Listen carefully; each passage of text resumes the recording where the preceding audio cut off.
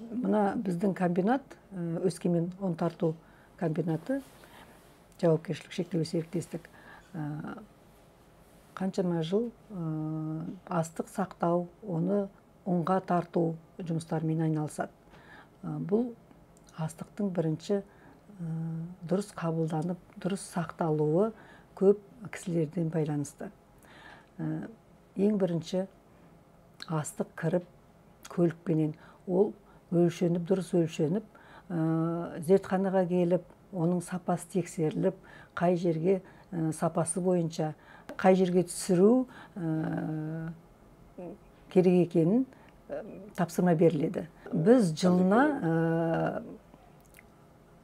астықты, бидай, арпа деген астығымызды 40 000 тоннаға дейін сақтаймыз.